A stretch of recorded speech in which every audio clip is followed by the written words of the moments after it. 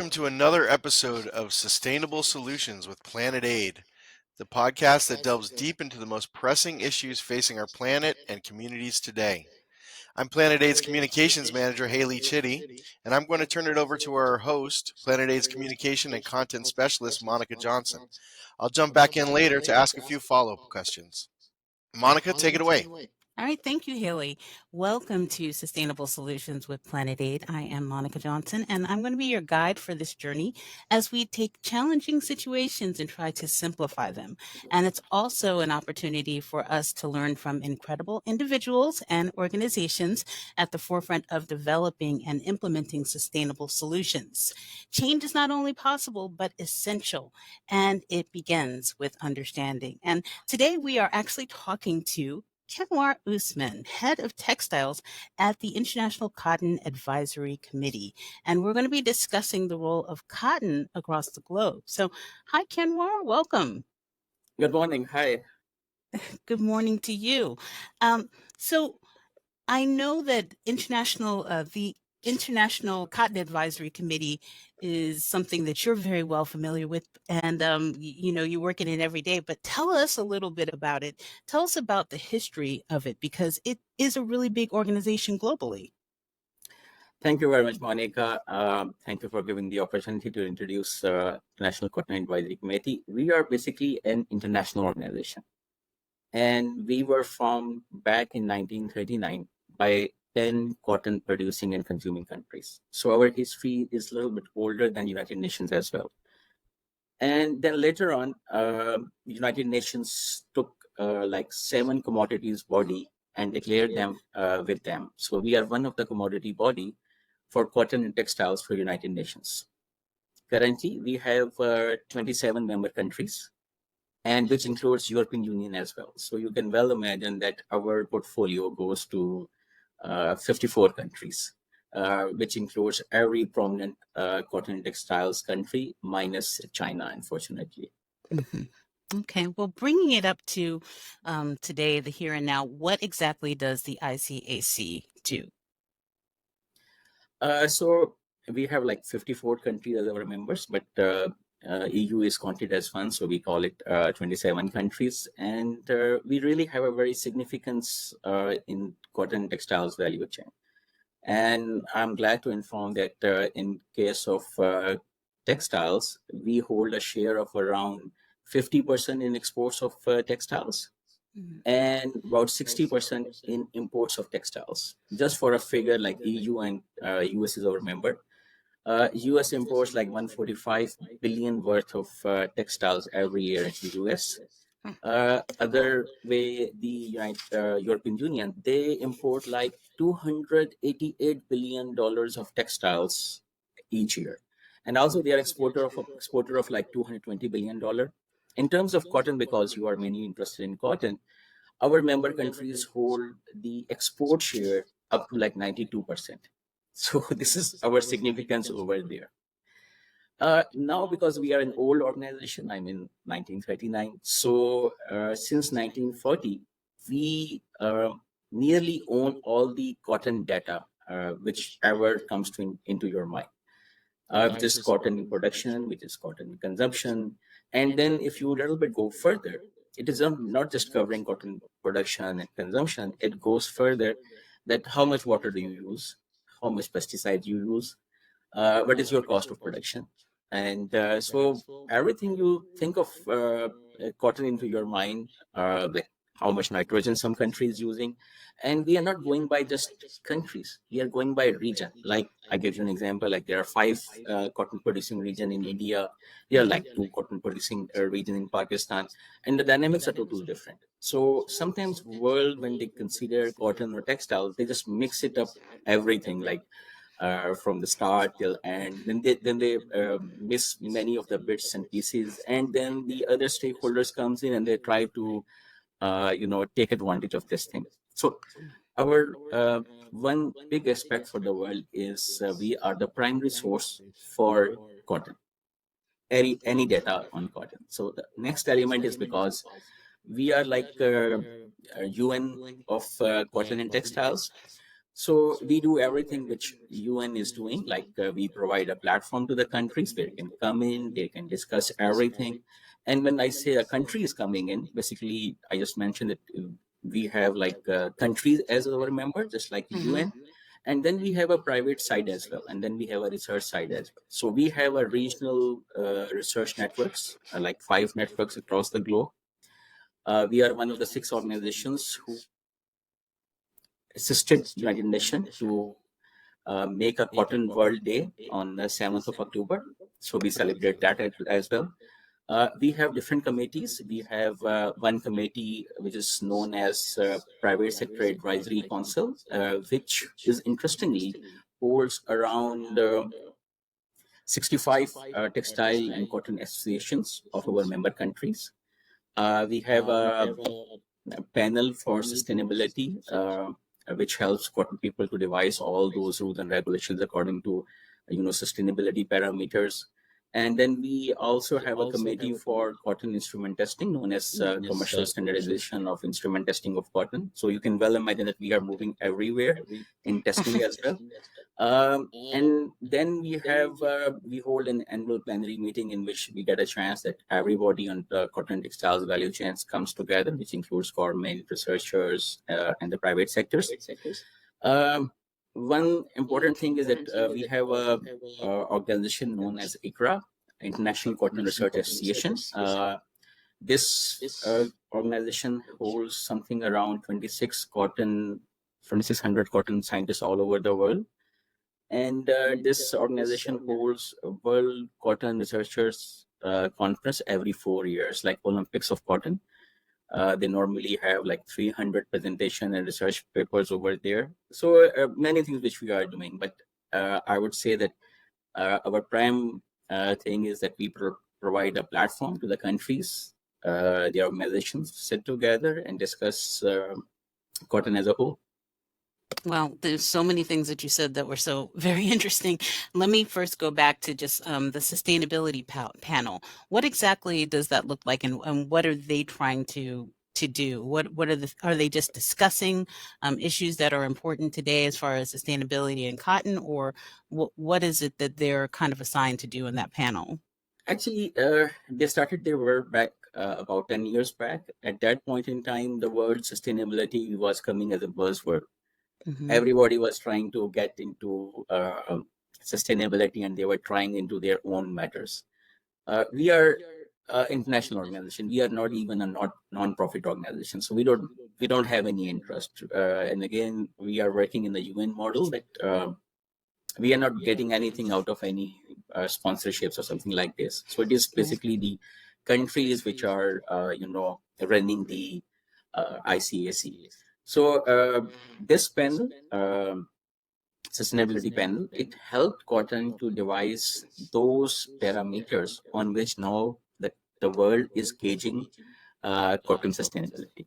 It has 84 parameters, and then they devised it, and now they just discuss and keep looking at the things which are required for sustainability point of view. Not all the organizations require all those information, because if you are a compliance organization, you have different interests. You can't, I mean, cotton and textile is so much big value chain that no one person, no one organization can address this sector. If I just go by numbers, we all know that if you can take price of cotton as $1, say currently it's 90 cents, but just for example, you can take $1. So the production of cotton is around 24, 25 million tons. So you can well imagine that it goes like 55 to $60 billion industries all across the sectors. But when this cotton, because nobody eats this cotton, so cotton goes into the textiles value chain. So when it goes in the textiles value chain, it generates money something around uh, in terms of trade close to a trillion. And if you go by a retail value, sky is the limit. But somehow the study says that retail is like 2.5 to 3 trillion dollar every year. So it's a big sector. So but cPanel basically is helping. to discuss all those things which are required, which are being discussed by other organizations. It provides an independent panel in which they discuss all those sustainability parameters which are currently under discussion. So this is one of the things which ICSC is doing, but obviously ICSC is doing many more things with our partner organizations. We have a very interesting system of working as well. So in terms of our working, we work in a way that we have a standing committee which consists of the delegates of the embassies who are working in the United States. And they form our standing committee. And then we have a coordinating agency, which is also a government department back in the country as well.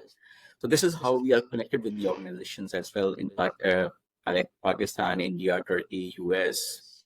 You name any country, big country, Argentina, Brazil, Australia.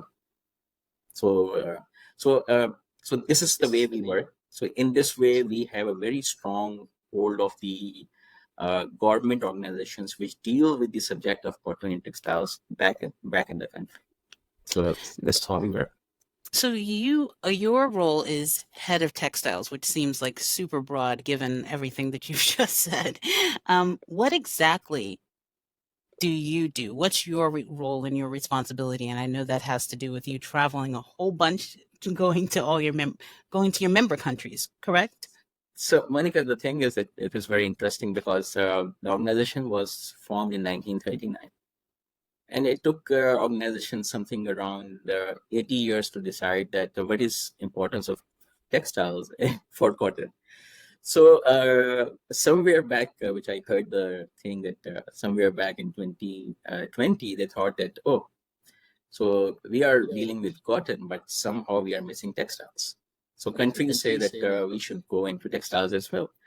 So they went into this process and advertised the post, and somehow I got selected as their first ever head of textiles. So I'm the first one, and so I'm trying to establish textiles here at ICAC because the countries now realize that cotton real value is coming in the downstream. Sometimes it even multiplies by 50, sometimes by 30, whatever is the value of cotton.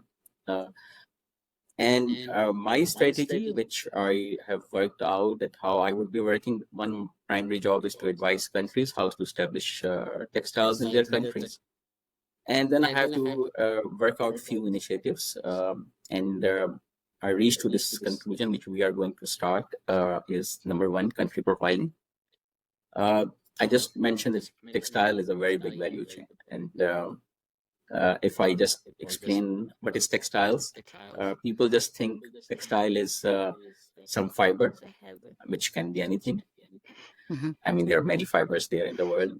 I represent cotton. So, so fiber is going into, if it is cotton, it goes to ginning. But if it is not cotton, then it goes directly to spinning. And from spinning, it either goes to weaving or otherwise goes to knitting.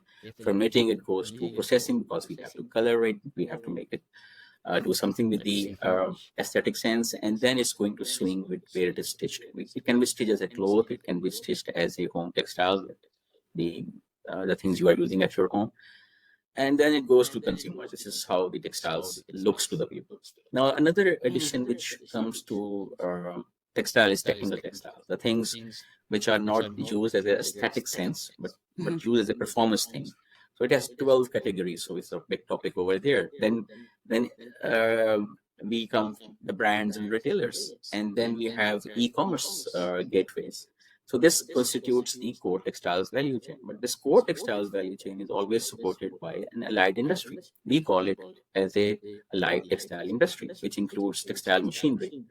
Looks very small, but every year they have a business of like $35 billion.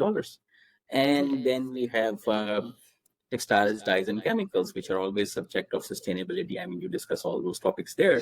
So this business comes there. And then we have the spare parts industry and the accessories industry, because without accessories, there is no textiles. Even without a single button, you can't wear a shirt. And then we have a very long services sector, which is attached with the textiles value chain. So when you think of everything, especially the research side, Now, cotton and textiles are different in research. When you talk about cotton, what is happening that in case of cotton, the government provides support. Government establishes departments. Government provides funding for that. Mhm. And if there is any farmer in the world who is in trouble, the government would be saying, hey, these organizations, extension workers, go to these farmers, help them out.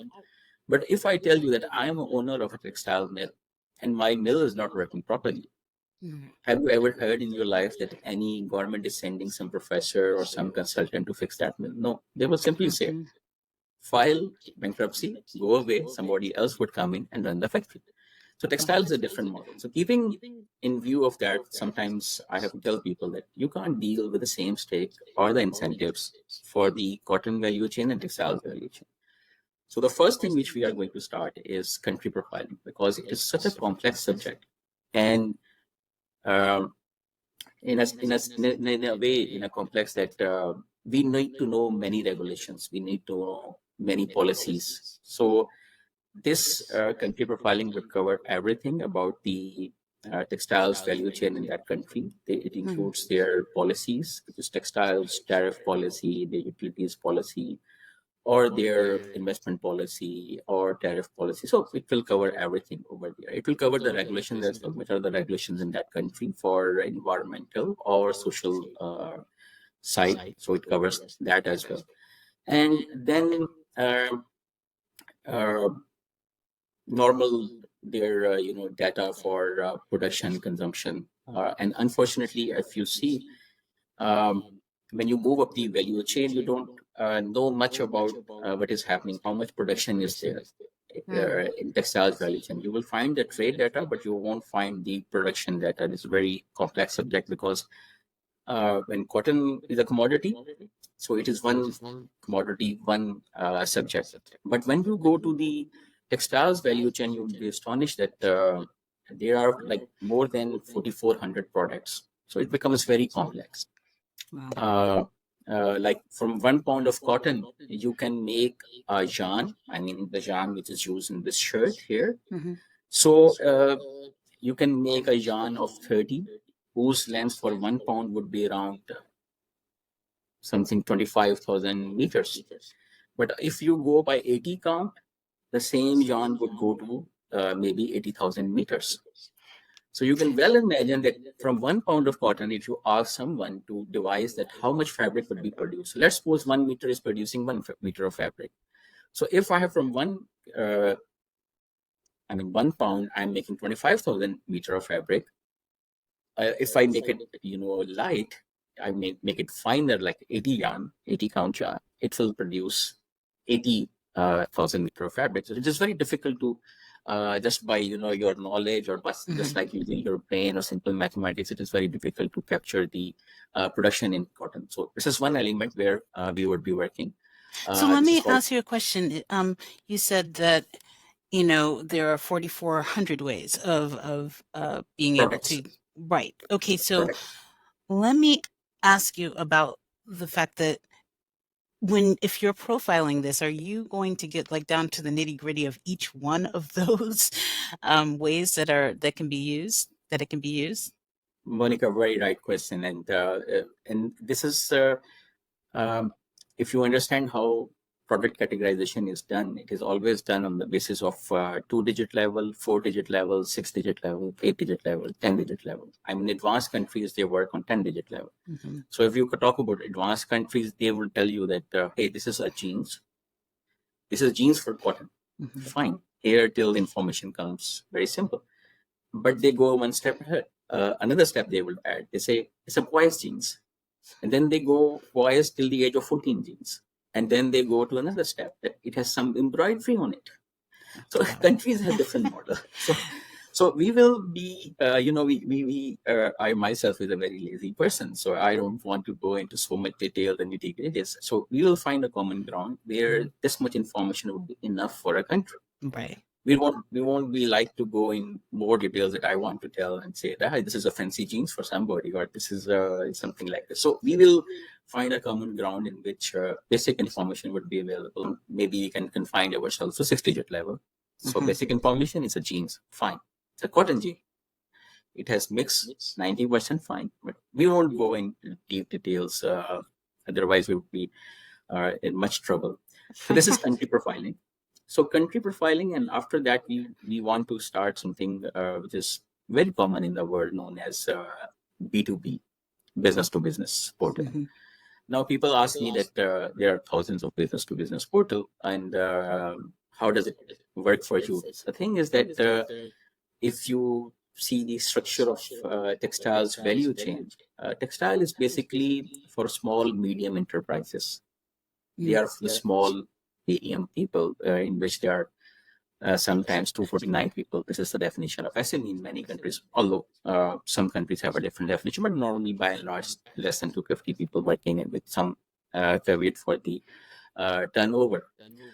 Uh, and there are thousands of people, entrepreneurs and organizations working in this value chain. So it always provide a way for the SMEs to project themselves.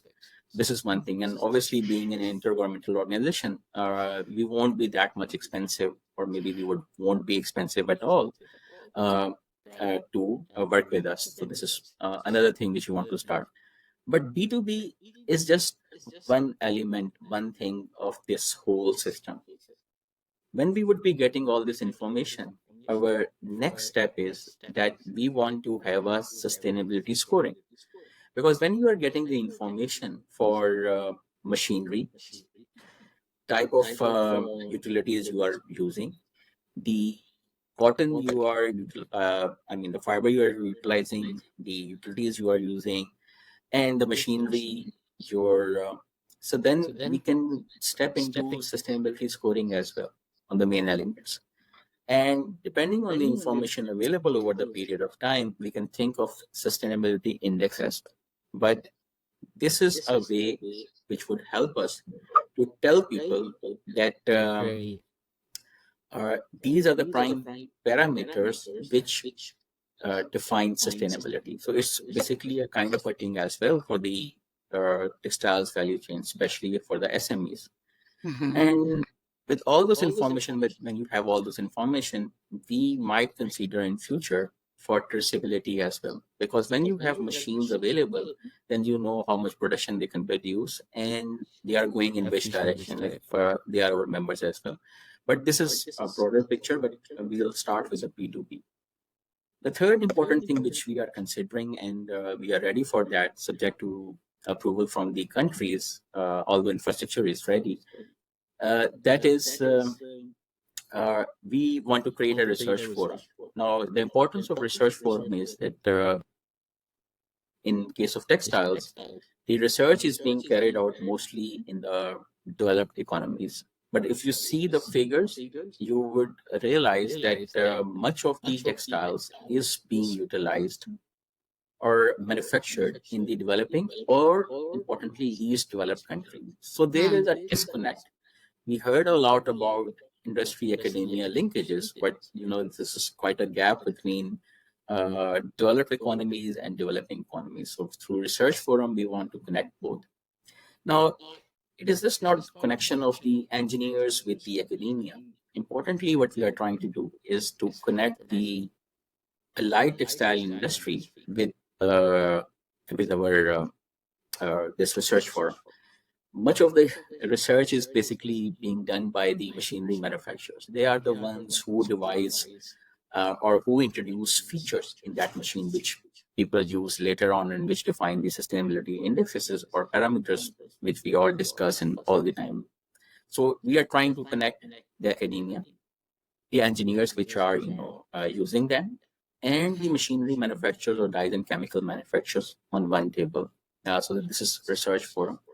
And then we are interested, just like in cotton, we have 5 research networks across the globe. We want to create regional research networks for textiles as well, where we can discuss everything about textiles over there, which includes sustainability, but also include our trade as well. Because if there would be no trade, and if ICAC is not helping to improve the consumption of cotton, then there is no point, because everything comes if you consume it more. And currently, if you see the history, cotton consumption is going down, and now cotton consumption in terms is somewhere around 23s, 23s plus, but less than 24. Is the reason why that consumption is going down because it's given a bad rap in some ways because of the No, fact Monica, that it's not there's basically maybe.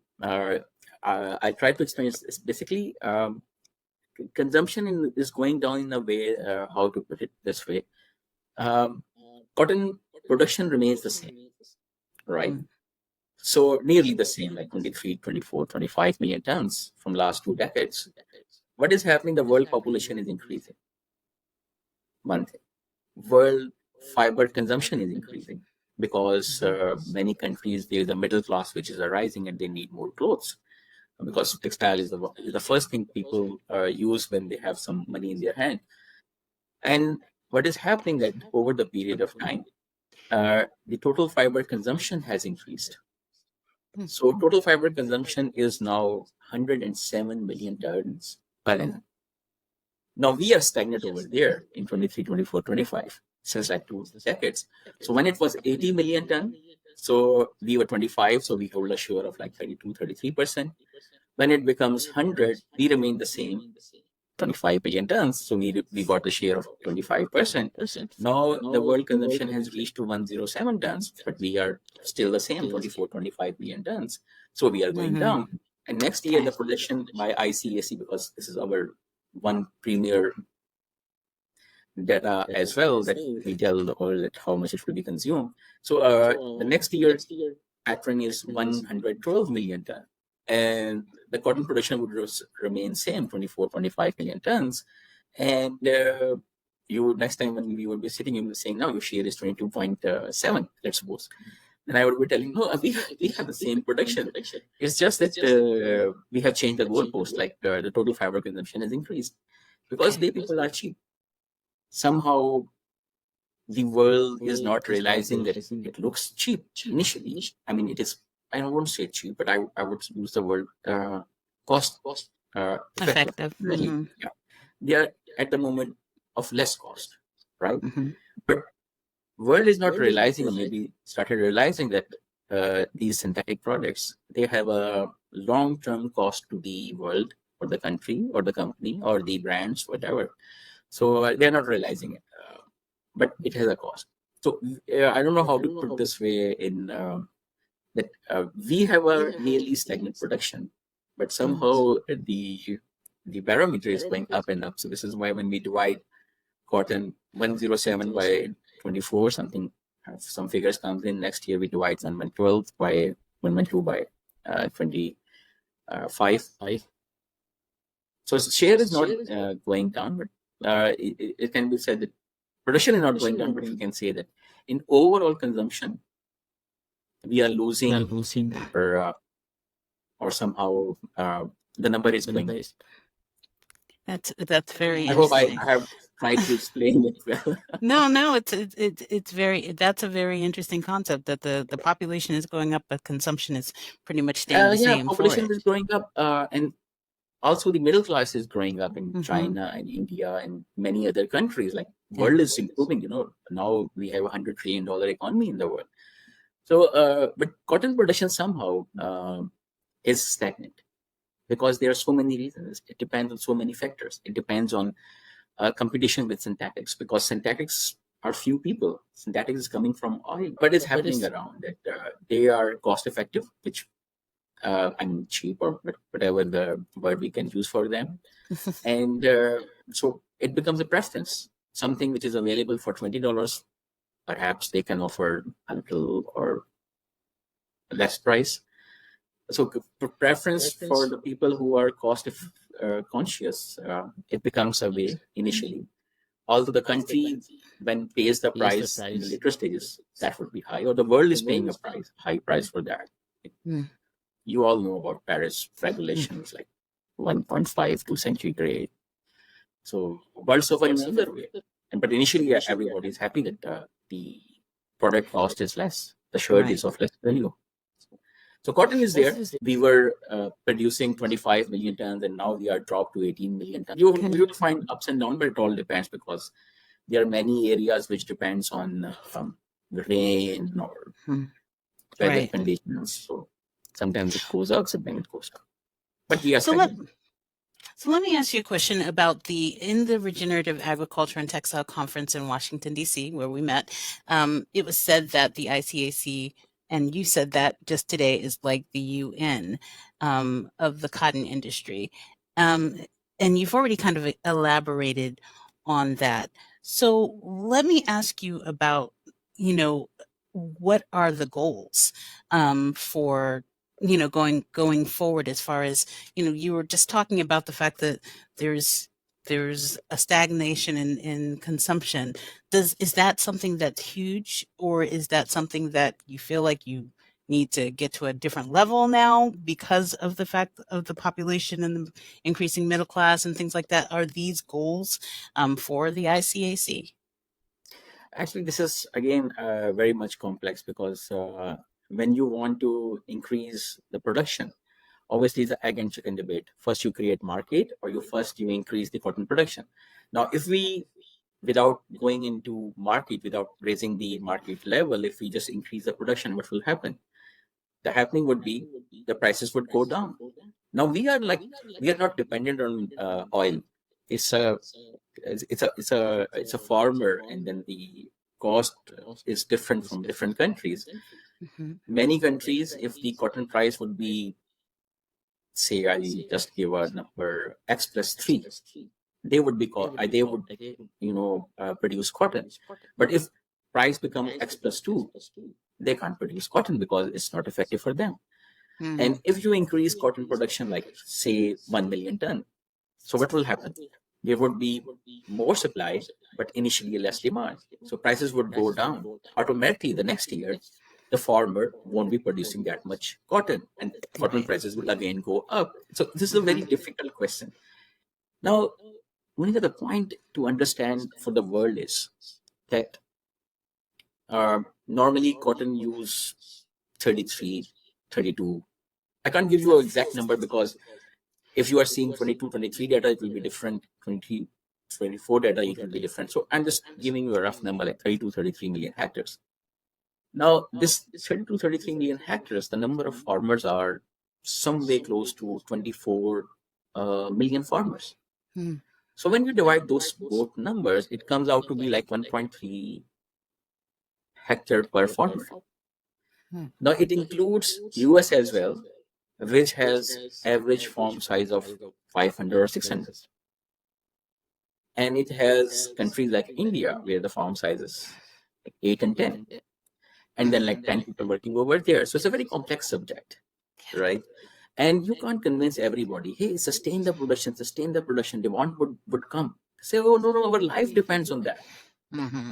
So this is a very complex topic of egg and chicken debate. At first, we create demand, and if we create demand and production remains 24, obviously what will happen? The cotton prices, which is 1 today, 0.9 today, or last year's was 1.1, or 2 years back it was 1.6.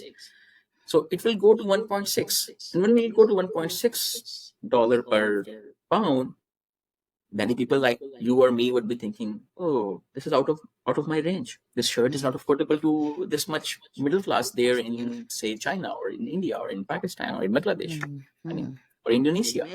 So this is very difficult topic. This is why we call ourselves as UN. That when you sit in the meetings, the private sector, they talk like all, because in PSAC, which we call it Private Sector Advisory Council, cotton producer, merchants, textile, and brands are sitting over there. They talk the things which I'm trying to say. And similarly, in the government, this is the prime concern, because when so much farmers are working, you know better than me that in every country, the average family size is different. Maybe in some countries it is 3, in some 4. In countries like Pakistan, it is 6.4, 6.2. So you multiply those numbers and you go, oh my God. And you can't make them sustain to work. But these all topics are in in ICAC. These topics are being discussed. These topics are under consideration always, but there is no one solution which is available. And then there are different countries involved, all have different interests. So together we are moving forwards, and this is why we are now in textiles. That because to convince textiles about all those things, how beneficial cotton is for your system, how much good is this for the whole society in environmental perspective, its impact analysis, its life cycle assessment, which is very important. And uh, we are trying to facilitate trade. This is what I mentioned, that when you have all the information, when you know everything, it helps increasing the trade of something.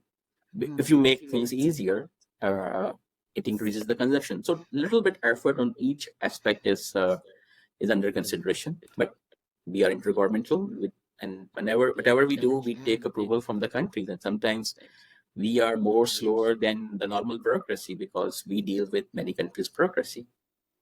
Gotcha.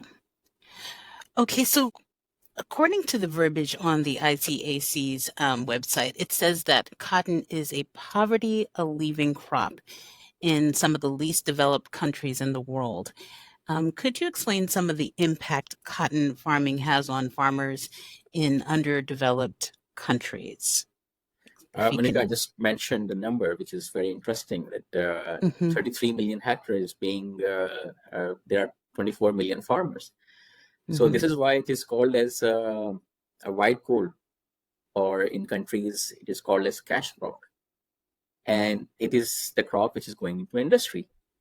And the multiplication is very high. I mean, you must have your own experience that sometimes I'm just telling you the rate of cotton which is being discussed over in the world is in pound. In 1 pound, I say 90 cents. But have you ever bought anything of 1 pound in 90 cents for your personal use? No. You every time you buy a shirt, and the minimum thing which you bought and which you found less cost effective is your t-shirt for sleeping, and that too is close to maybe 90 gram for summer, or 120 grams, which is 1/4 of a pound, and that too you bought something like $15-20. So if you go by the real value of cotton when converted, so it is a very high value, very high value. You can calculate yourself from your product, your the clothes you are wearing currently, or you wear for some party dress or something, anything. So it has whole impact. The cotton when moving up, it has a whole impact. And if you realize the value, because there are, if we go by trade, if we take the numbers from textiles, there are 113 countries in which they export textiles more than $100 million.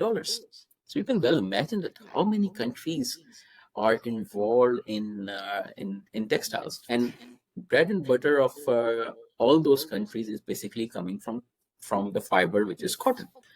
And if you similarly go to cotton producing countries, you will find all the least developed and developing countries in cotton production. Mostly in Africa, you would see a long list of countries, and then you go by the South Asia, you will find those numbers. So cotton has this impact. 24 million people, and when you go into textiles, something like 300 million people are involved, and these are the numbers which normally comes from the formal sector. And if you take into account the informal sector, the number would be much higher. And when you multiply it by the family size, so this is why textile is important. This is why, although we are only a $1 trillion industry, I mean, in terms of trade, but all the countries are super excited about cotton textiles value chain, because it has a larger impact on more number of people, and it is not as technically high. It is you can call it textile as a low tech industry. Okay. You can't say it like if you have a car manufacturing plant, it will imply like 2,000 people, and they will say, oh, we are sufficient with those numbers. In textiles, 20,000 people is like, I would say, oh yes, you are a middle level entrepreneur. I won't give you time in Pakistan, because in Pakistan I was director general textiles. So many times I was thinking, oh my God, only those people who can meet me who has employment close to 20 or 25,000 people. The lesser, I mean, so it implies so many. You won't find those numbers anywhere, because it's a labor intensive job. Is just curious, is there a reason for someone to import cotton from Pakistan rather than using it? Like if someone in America wanted to use cotton for, whatever their is there a actually, reason? dynamics is Mhm. dynamics is different. Actually, what is happening that currently Pakistan is importing cotton from America, I mean US. Okay. So if you go by the numbers, you would realize that the number is like this: US largest cotton exporter in the world.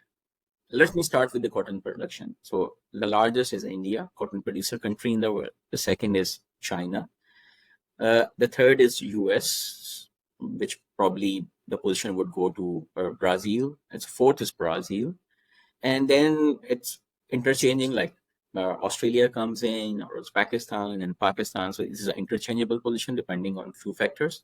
So these are the largest cotton producer. But when you talk Okay. about exporter, US is the largest cotton exporter because they don't have labor intensive people over here. It's very expensive in America. The minimum wage is very high compared to, say, India, where it is like $150, or Bangladesh 116, Pakistan 15, sorry, 114. So and then African countries less.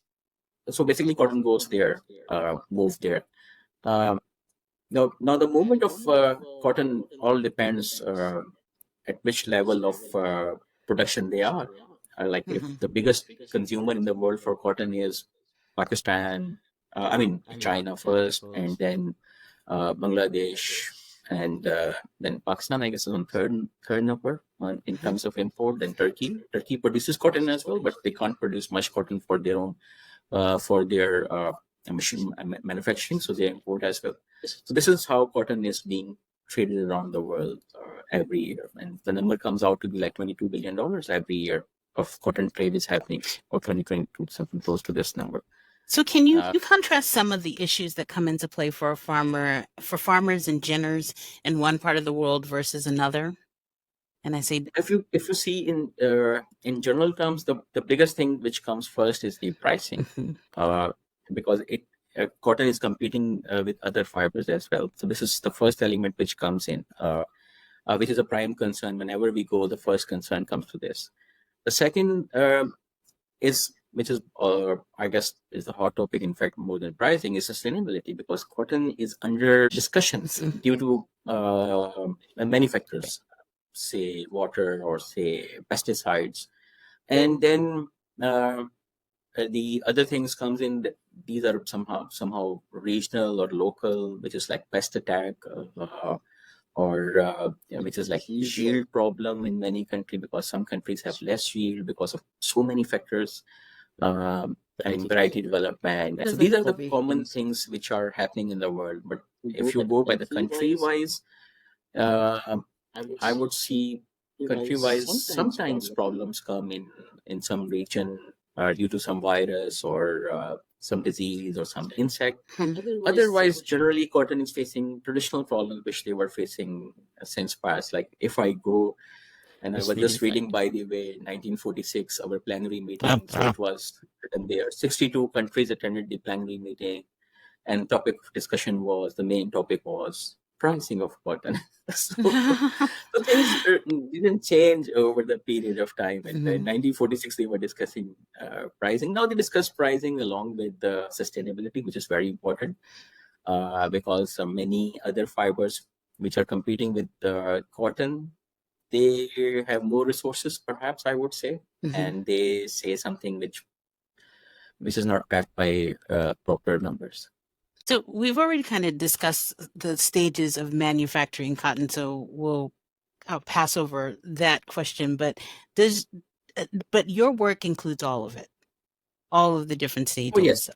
yes, because I just explained that we are working beyond the core textiles value chain, because we think that until the core textiles value chain, which is a traditional sector known, everybody knows, spinning, weaving, knitting, stitching, and stitching, we want to go beyond, because we think that technical textile is the new thing which is coming into market. We also believe that e-commerce is playing a very good role, which is very important. We also want to provide an independent forum in which people can come and talk about sustainability, because at the moment sustainability is being used in such a way that ultimately EU has to come in and say that hey, we are not happy with this greenwashing thing, and we will come something of our own to regulate you. You're just trying to play with the consumer by saying that hey, we are doing this, but it should be under some parameters. So these are the things which are under discussion at the moment, because it is it is very important for the countries to check. You would go by the numbers, you would be astonished. Sometimes some reports, even the United Nations environmental program report, that there are close to 400 billion worth of garments which are just thrown away every year. Now these are the concerns, and similarly, like when we talk about synthetic, the synthetic has this problem of microfibers and stuff like this. Similarly, uh, they say something about us as well. So these are very interesting topics. So it is very interesting, and I would kind of think with your council, because you're sort of a part of the UN, wouldn't reuse kind of go against what you're ultimately aiming for? Because you kind of want consumption and you want to represent cotton, coming into the market. So how can those two be, how can those two exist at the same time? Actually, this is a very complex topic, because if I mean, there are many countries who has interest in cotton. Similarly, there are the same countries, most of them, they have interest in other fibers as well. So you can't go something which can make controversy for each other. It is just, you have to clarify yourself. Like we clarify, like some organization like 10 years back, they said, hey, cotton used 20,000 tons or liters of water, but the actual number comes out to be 2,000. So these are the impression they have thrown in the market, and then people say, oh, cotton is very bad, cotton is very bad. When ICAC has done, taken data from all those regions, and it comes out to be 51 trillion liters. So when 51 trillion liters is divided by the length of cotton it is produced, then it comes out to be only 2,000. And about the rain, even if there is no cotton field, the rain would go there. I mean, cotton, if there is cotton, there is no cotton. Why you are counting the rain into it, or the flood into it? I mean, if somebody is there, somebody is not, they will eventually come. So you are concerned about the irrigation. So irrigated water, cotton is using 2,000, and this is the global average. And when you talk about many countries, the number is less, the number is more. Even within the countries, you talk about region, it is less and more. So it's only 2,000. Even in the irrigated area, if someone is close to river, if cotton is there, cotton is not, but it would be using, somebody is using, would be using water over there. So these are the things which have given a little false impression. Similarly, if you talk about pesticide, so whole pesticide usage is a little bit more, over 2 million tons, and we are using only 0.1 million tons. So why we are being targeted? I mean, but the point mentioning here, Monica, is that we are not interested, or it all depends on the member countries, that what is good, what is bad. We have to clarify that cotton is not 20,000 consuming water crop. That's something we always hear, and that's yes. So good that you clarify we are this. small organizations. We are small organizations. We don't have muscles like the oil-based synthetics. So we all have our limitations. Sometimes some people have more access to resources, and they spread something which is or they use some hasty study, or some study which is not backed by real facts, and they just, or maybe for them the rainwater is also very very important. So I'm not saying anything about this. I'm just saying the whole global cotton figure is 2,000 liters per kilogram of plant for irrigated water. Okay. And again, saying many countries with zero, because in America there are many states we are producing cotton, which are dependent on rainfed. They don't have any irrigation system. So the number moves from zero to maybe for an area where there's a river close by and they are using a high number. The average is this. And everybody has access to these pesticides data and agri data. So if you go by that data, you will realize that no, we only use 0.1 million ton every year compared to the whole 2 point something in a year in the world for all crops. So also, just to get into just the biodegradability of cotton, because that's one of the really great things that we know. If a product is 100% cotton, it is biodegradable. So cotton, according to the American Association of Chemists and Colorists, it takes about 5 months to biodegrade, which is a fraction of the time that other synthetic materials take. Why is this significant to manufacturers? Manufacturers, I mean, they're just not just this one element for cotton. I mean, when manufacturers are thinking, they have the whole value chain coming into their mind. The manufacturers are concerned about how much cotton contribute to an economy as well. How much they like these stories that cotton help farmers to improve their lives, or getting the kids education, which is also part of SDGs agenda. So cotton is having an impact from the very first start. So they take this into account. Now, the factor you are just discussing is important from the sustainability point of view, and it is important from the life cycle assessment point of view, which is a very concerned point. And then obviously manufacturers see its comfort with body. I mean, why people prefer it. So it has many multidimensional impact from economics as well, from social point of view. It changes life of the people, and then environmental point of view, from life cycle assessment point of view, that you can reuse it. I mean, you can garnet it and then produce something which is not of that value, but a little bit less value, but it remains in the circle. So there are many aspects which you are seeing, and they take this aspect and brand themselves. I mean, this is called branding, and they brand themselves. So the cotton has this advantage. And the problem is that sometimes when the regulators, they make laws, they forget few things to take into account. Now, if you see a few countries and regions, and they are working on all these regulations, they just forget that from where to start. I mean, I can always say that what are you, and you will tell me something, and I will say from when. I mean, when you qualified for this degree, when I'm holding this degree, since when? I'm experienced for that, since when? So the thing is that when you talk about a product, the thing is that from where you have to start. Either you want to start from which zone? You want to start from spinning, or you want to start from production of cotton from the field, or in case of synthetics, where you want to start. Unfortunately, somehow when people take fiber, I mean the other fibers into account, they start it from the when it comes into manufacturing. We say start it from start of their life, which is oil. Because when you consider oil, then you will take into account, oh, this is how they're much contributing over there. But if you forget, I mean, and this is, I don't say that it is because the regulators are mostly from the administrative services, because I work in the government, so I know how they work. So when they're coming from the administrative service, they don't know the deep down things. And similarly, when you end the product, so now ending is very important as well. And you mentioned I'm very impressed with this question that you go very deep down and you say that's how much is life. So this is a very important factor which people are missing.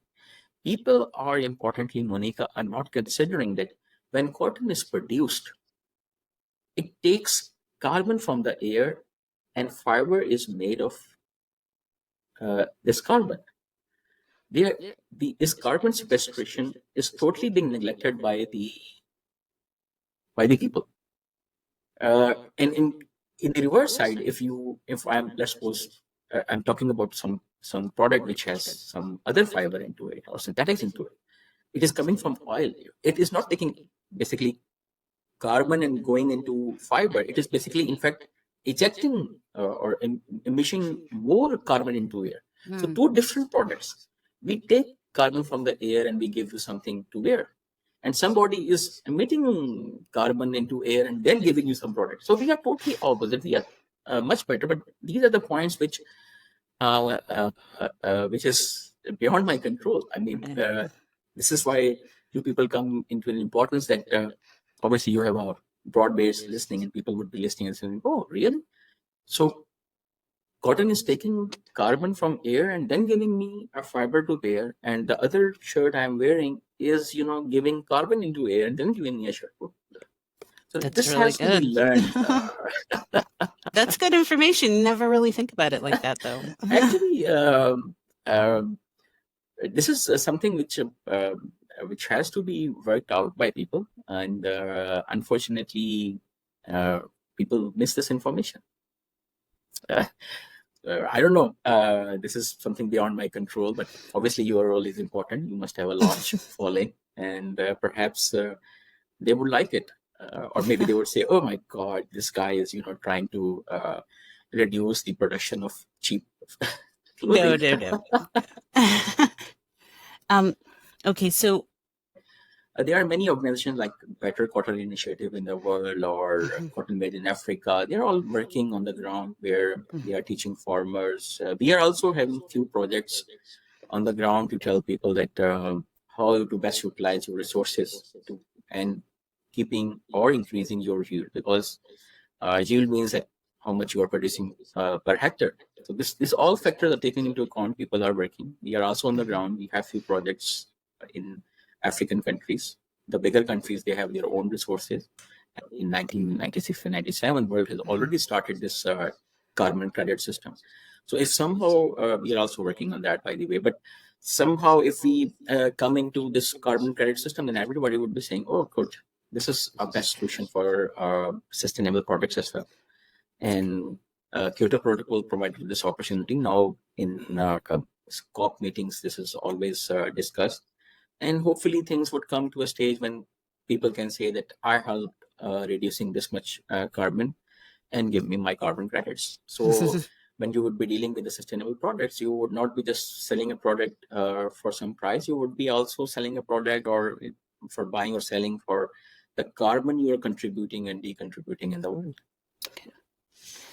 let's talk about extended producer responsibility. EPR regulations are popping up in Europe and the US. How does this help um, or harm the ability to sell cotton? Uh, Actually, I just mentioned that when you talk about these regulations, it has like 16 elements into it in product environmental footprint.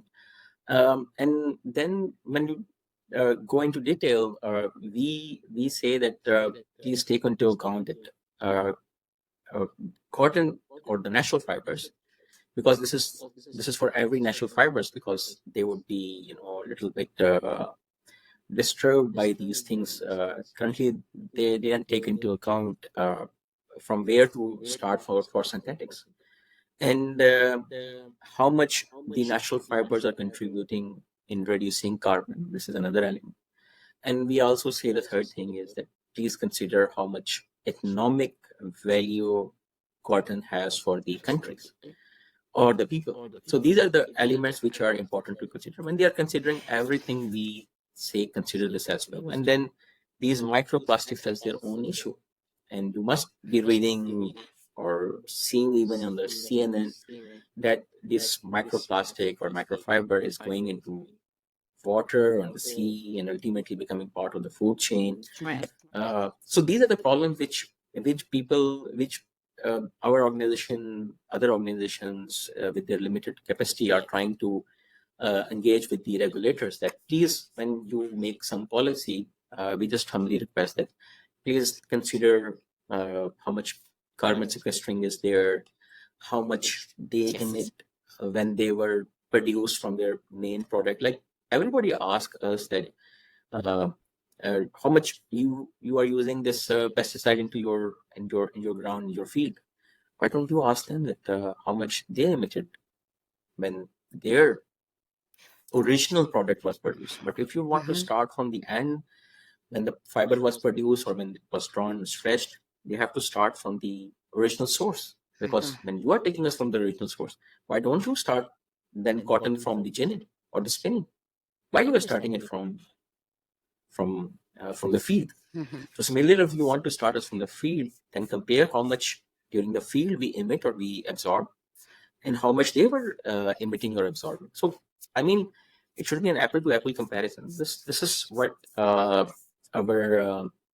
organization is doing. Even in fact, my ED is there in Europe and discussed all those things with the authorities over there and submission and trying to say that we submit this and please consider us, and many others are doing as well. So these things are good if they come into right manner, because it will help us if it consider all those parameters.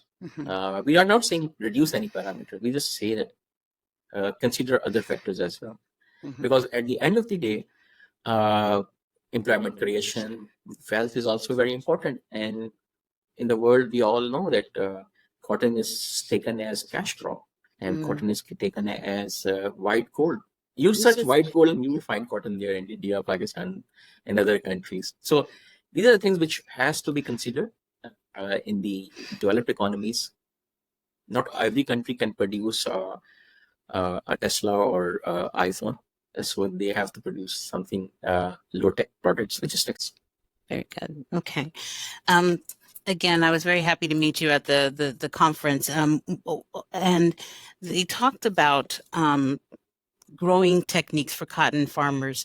What's the ground level feedback from farmers who are asked to take on regenerative agriculture practices, along with some of the cost? Monica, it's a very comprehensive topic, and no one can deny the importance of regenerative agriculture. I mean, there is no second thing onto it.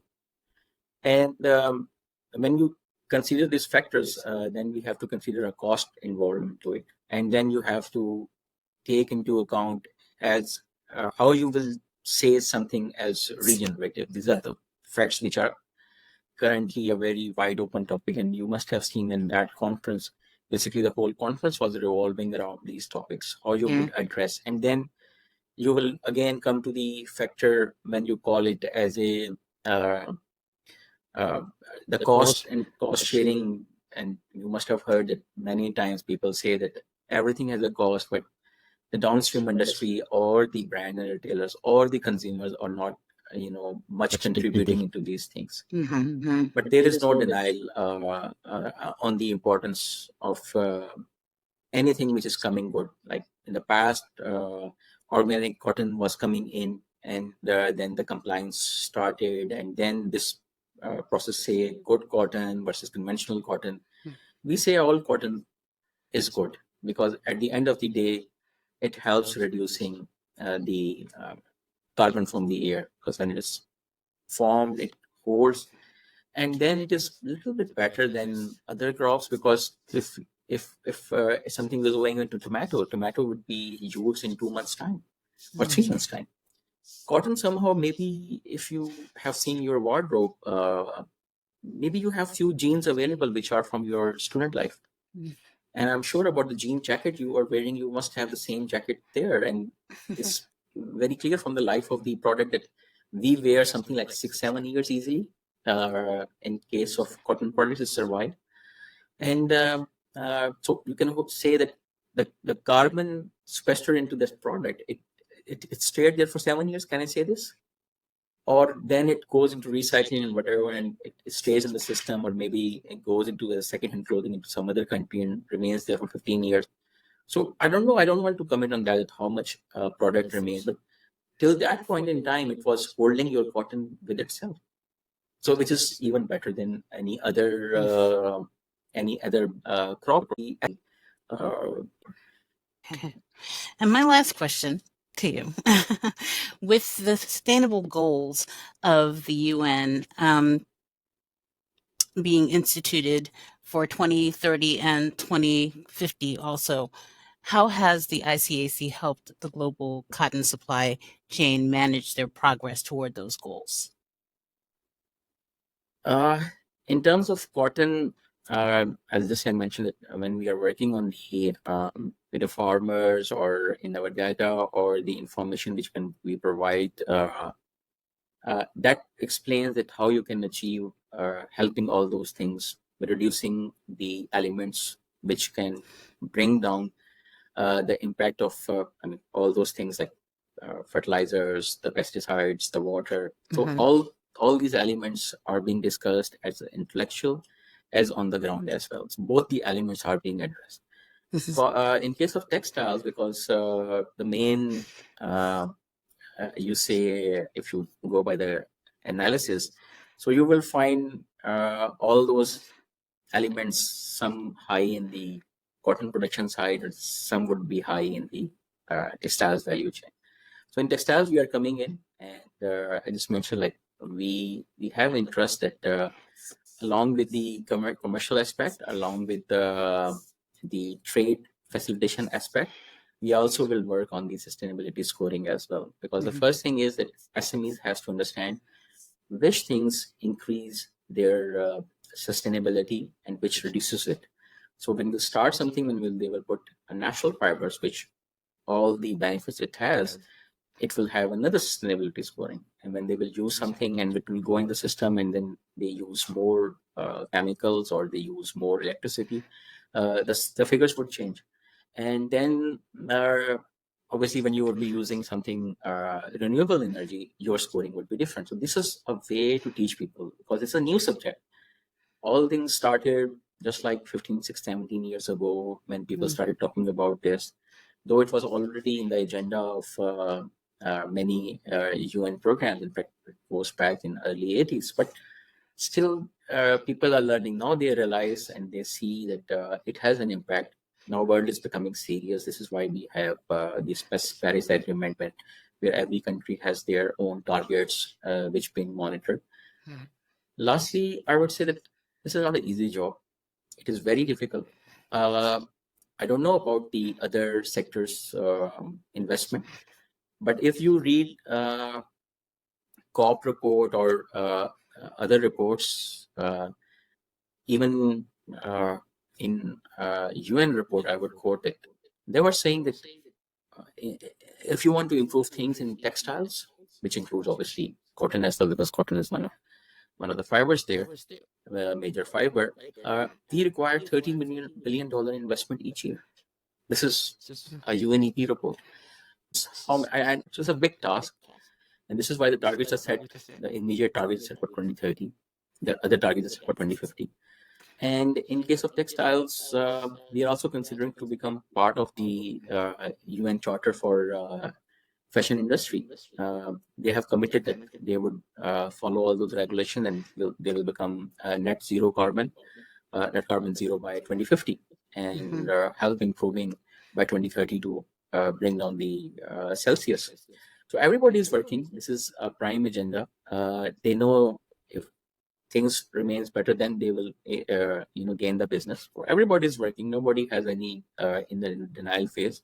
It is just that we have to pool in resources. Some people have, or some organizations, some countries have knowledge, some have the finances, and some countries are the ones who are on the ground where we all have to work. Kanwar, thank you so much for joining us. And before I ask Haley to come in, can you just give us some contact information just in case people want to find out what you're doing with the ICAC? Sure. Our web address is icac.org. World Wide Web, ICAC, simple I, International Cotton C. So we are icac.org. My email address is Usman, USMAN, at icac.org. Rising National Cotton Advisory Committee, icac.org. Usman, USMAN, US man. So very good. Haley, I know you want to get in here and ask a few questions, give us some of your takeaways. Yes, I do, and I was just having a trouble with the mute button there. Yeah, just a couple follow-up questions. You mentioned the sustainability panel and the 84 parameters that they've developed. I'm just wondering if you could just give us some specific parameters. What are some of the things that these, I know probably reducing pesticide use and water use is there, and I'm just kind of trying to get a flavor of some of the things in there. Ali, thank you very much for the question. But one thing I will appreciate that the way you patiently listen everything. If I would be there, I must have slept. And I would say that you are an excellent husband. I'm sure about that because the way successful life is that. Hele, actually, I'm basically from the textile side, not from the cotton side, and my knowledge on this subject is not as good as which my chief scientist would have on cotton. So I would take this question and I'll get the information from him. And also I will take something because this panel is being represented from our side by Lorena, which is our economist as well. So I'll take the question to them and we'll come back so that I can respond to you properly on that because it's a very difficult subject. Our role sometimes remains as a secretariat role for many things. Though our chief scientists and they contribute as well, sometimes they lead as well, but obviously it is effort of many others as well. No problem. And I'm just wondering then also, is there a similar sustainability effort on the textile manufacturing side? So we Yes, talk about we have sustainability growing cotton and then producing textile. textiles with it. Actually, this is what we have proposed to our standing committee because being an intergovernmental organization, so if you work with the government, you realize that working with one government is so difficult, and now we work with many governments. So this is what we have proposed. Upon approval, we will start working on that. We have all the resources because we have a good number of countries our member. And the more strength which is coming in is from our PSAC members. We have 65 associations of these countries who are member of our private sector advisory council.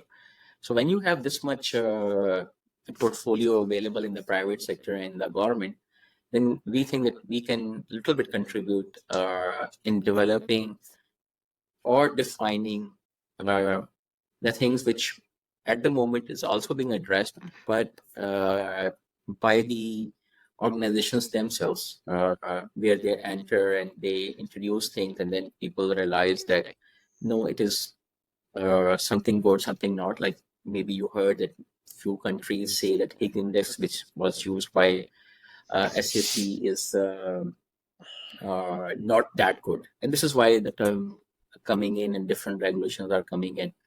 So there is a need that holistically we address those matters and we define those parameters which impact. Now, people say that if you use this much kilowatt hours and this much energy for this much count of yarn, this much fabric. So these are very complex matters, and then you say that something is coming from the national grid and something is coming from this one. So these are the things which, when we sit with the experts, and then we take the industry view as well, because they are the ones who are manufacturing them. So they know more than anybody else. Sometimes they know more than academia as well, because academia is just sitting in the laboratories while somebody is sitting in the mill at the production level. So these are the things which we have to, which we'll consider while making such panels involving all those actors into it. And when you're looking at sustainability practices, you mentioned how important it is to be able to boost yields, and I'm sure for manufacturers to manufacture more textiles. Do you see the two at odds, or can the two come together? Can you have sustainable practices that also boost yields and increase production? Or are the two always at odds? Very perfect question. That is how news are made. So I would say that very difficult. I mean, Mm. your question is the answer itself. And yes, and this is a very big debate among the countries as well. As far as cotton is concerned, it is because when you are getting high yields, you are seeing in those countries some high input Hmm. as well. Hmm. Now, someone can say that against it, how much lint is produced, but this much goes in, right? This is one element. The counter argument to defend them would be that, but I put in that, but it gives me this much. So these are the arguments and counter arguments which makes very difficult. And You if could they see don't it would do this, make innovation very important if you innovate yes, ways to ways boost to sustain it. sustainability. It is very important, and this is a point of concern as well, which you rightly pointed out. I mean, this is a thing which, if I give a right answer, it will make my life difficult. Some country would be saying, Well, I "Oh mean, my I God, would you hope. are coming into my I domain." was sort of asking it in the hopes that you would say, yes, there are some sustainability things that will also help boost. There are some Actually, sustainability strategies that will also help boost production and yield. It doesn't always have to necessarily be that these sustainability practices reduce yields. So. this is a very good diplomatic reply, I would say. This is perfect. But if I go, because I took your question as a very good judgment on the matter. I mean, there are ways, but obviously, there is an impact as well. Because if you do something, Right. you always get something. Sure. And but your reply would be my next reply. All right, last question, and I'll let you off the hook here. But I think it might be another sort of tricky one. Is we're really into reusing textiles. Oh, that's Um, nice. yeah, that's our whole thing is giving them a second life. And we're seeing growing global demand for secondhand clothes. Um, is that a threat at all to cotton producers? It sounds like no matter what happens, you guys are going to produce 25 million annually. But I'm wondering just how you view that secondhand clothing industry. We see that maybe something like 85% of textiles are going to landfills in the U.S., and these landfills are overflowing. So there's a real, we're seeing some states do textile dumping bans. So I'm just wondering what your take is on that. Do you see it as a threat? Is it something you support? I think this is, a question which has two replies into it. The one which you already mentioned, this is an impact which is coming into LCA many times. The other thing which is coming in many countries has taken into account as well. That if let's suppose I am a country which is which wants to be into textiles, say a country X in Africa, which is producing cotton and exporting it, just getting the commodity price amount, and they want to come into textiles value chain. So they have two markets: one is domestic and one is international. But when they will be starting, they will be using as a domestic market, or even if they are going into international market, they still need domestic market to for their overflown product or their B grade products.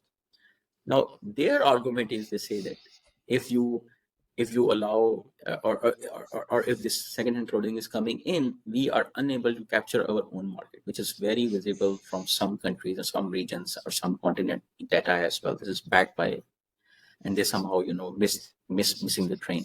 This is coming to one argument, and when you try to tell them, no, bring in the garments, use somewhat, and also go for a new product into it, uh, go for circularity or upscale or downscale, and they say no.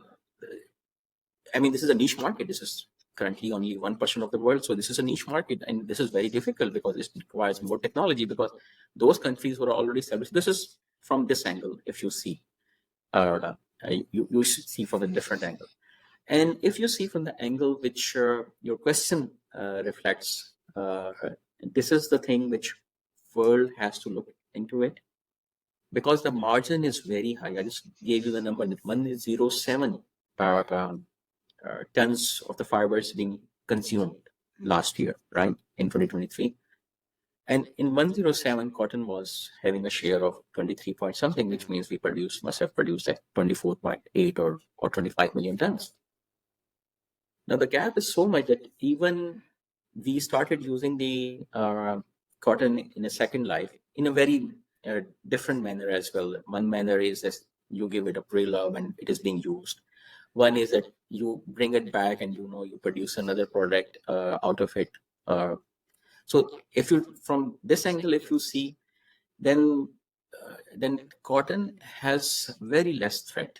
I mean, if world realize that cotton is good, and if you give it a second life to it, in any case, in reshaping or uh, for its upscale downscale, it will remain carbon into it. So there is no problem if we take to it, because margin is very high. Margin is high in the sense it is 107 and 25. Let's suppose simple mathematics, we take 25. So 75 plus 7, it becomes 80 to 83 million tons.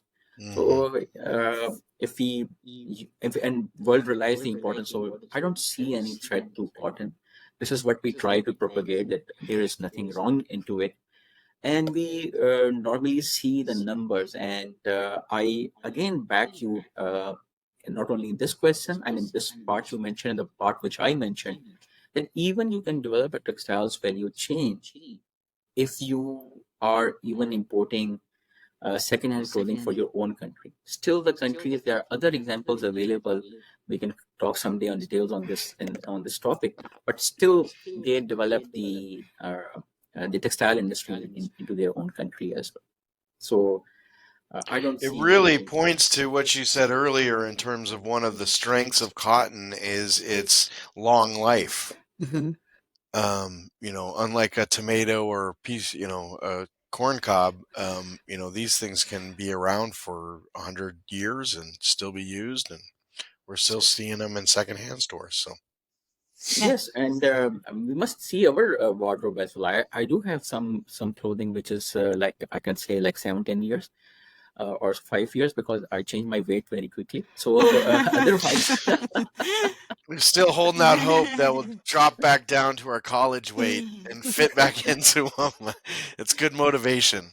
Mm-hmm. this is my take for this year. This is my target to reduce like 10 kgs for this year. So I will be buying new clothes in any case. Haley, before you end, I wanted to just ask one more question on just the end of life. Is there any way that you see the ICAC getting into the end of life as far as how cottons or other textiles are recycled, or getting into the technology of getting them into like the grinding them up, kind of like renew the cell, and bringing them back into use? Is there a movement toward that? Uh, Monica, we are not doing anything about this, but we are taking into consideration, and we think about this. Mm-hmm. But I would suggest that if people have a chance to see the technologies, every technology is not available. I went to this year ITMA, which is the Olympics of textile machinery. It's being held every 4 years. And it's very difficult to even see this whole exhibition. It's like more than 2 kilometer, 3 kilometer an area, and where original machinery is displayed. So I had a chance to see all those machineries are there. World is working a lot on this topic. So your question has already been addressed in terms of technology. I mean, you go there, you will see the sections there, the machines are there, everything is there. Mm. And uh, every technology, if you want to, I mean, if we can go into this debate, I can tell you that how you can use this technology. Even there are the companies there who are making the standards for, recycled material. They will give you on ground on their machinery. They will just give you samples like in your hands. They will tell you that this is what you are thinking of. This is what you would be taking in Okay, fine. Let me run this for you. In every hour, they run their machinery for 15 minutes and they show the material to you in yourself and your eyes. So technology is available, everything is available. It's all about that as a regulators, as a as a countries, as a world, we have to encourage those things. Otherwise, people always as a business, as a thing, they go into a direction which is a little easier way. I would do the same as well if I won't be controlled by my elders. I will always take the easy way. So, but world as a whole, they have to take the difficult way, and I'm very much impressed because in yourself, if the knowledge is so much there, I mean, your questions, the hell you asked so much difficult questions. So I see that the awareness is there in the consumers.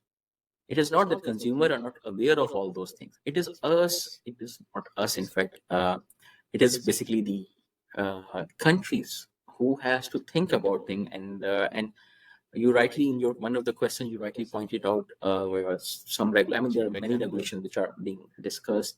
So you rightly pointed out that there are the countries are thinking. If EU is thinking, they are the leaders in the world. US, EU, the developed economies, they give the way because they have the resources. They give the direction to the world. So they are giving the direction to the world. And if these directions are according to taking consideration of everything, I'm sure about this that it will help improving the SDGs, or I would say SDGs cover so many things, but I would say the Paris Agreement, it will cover the things which are being discussed in the Paris Agreement. The way you are, I mean, you ask this question, I will say it's more relevant on that side. So it will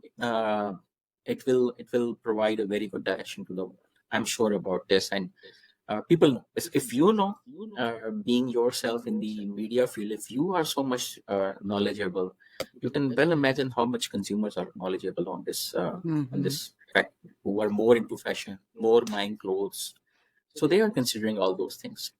Very good. So I'm very hopeful. I'm seeing rapid changes in time. Technology is, I assure you, even if you just get a chance, because you have many listeners, I would say that if you want to find a niche market, if you want to get into this business, just go to ITMAD, International Textile Machinery Association. They have like 9 associations of the umbrella body of textile machinery manufacturers. Terrific. You will find every machine. Just click the button, but you are talking about, and you will get all those technologies. And some time, if you like, we can have another podcast and we can discuss those technologies. But I don't want to go into detail and say that Toyota is better than some other car and some other car. So, but in general, we can discuss the machinery.